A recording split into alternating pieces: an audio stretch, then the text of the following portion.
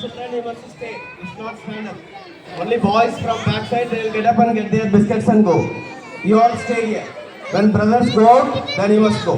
Nobody should get up. Okay? Teachers, please be in the middle.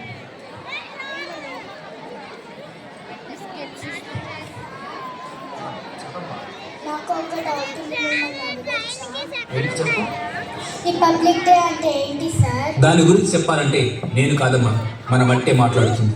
మట్టి మాట్లాడటం ఏంటి sir? ఈ దేహం మనది కాదు, మన దేశం కోసం అని పోరాడిన ఎందరో యోధులను తన వడిలో కలుపుకున్న ఈ మట్టే మాట్లాడుతుందమ్మా.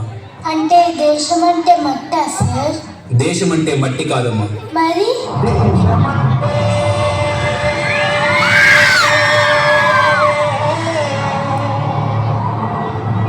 మతం కాదు, గతం కాదు, అవధి కాదు, గొడవ కాదు, అన్న చేసి గన్ను కాదు, క్షుద్రభేదం పాడుతున్న ఉగ్రవాదం కాదు కాదు, తీవ్రవాదిన మారుతున్న తీవ్రవాదం కాదు కాదు. దేశమంటే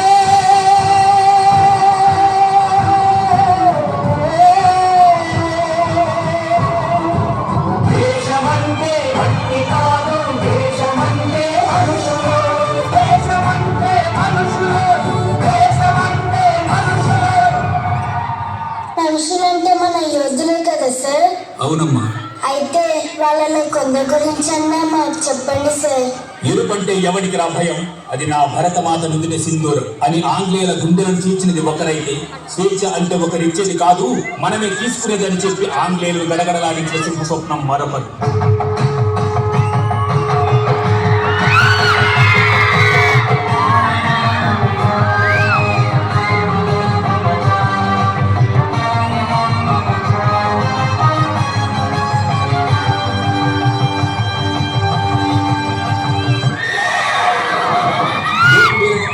అరికట్టాలంటే స్వాతంత్రం కోసం తిరగబడమే శరణ్యమని ఎదురు తిరిగిన మన్నం వీరుడు ఒకరైతే, విప్లవం మానవ జాతికి శాశ్వత హక్కు, స్వతంత్రం ప్రతి ఒక్కరి జన్మ హక్కు అని దేశం కోసం ప్రాణాలు అర్పించిన నిప్పు కణం మరొకరు.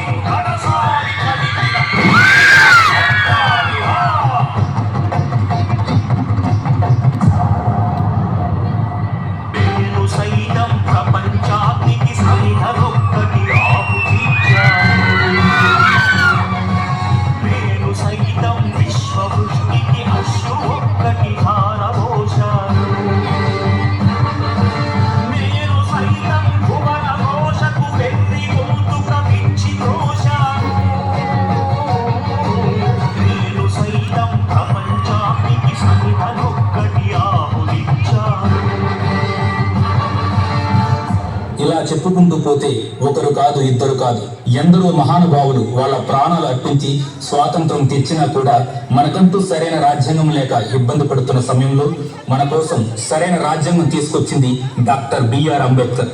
ఆ రాజ్యాంగాన్ని అమలుపరిచిన రోజు జనవరి 26. దీన్ని మనం గణతంత్ర దినోత్సవంగా జరుపుకుంటున్నాం.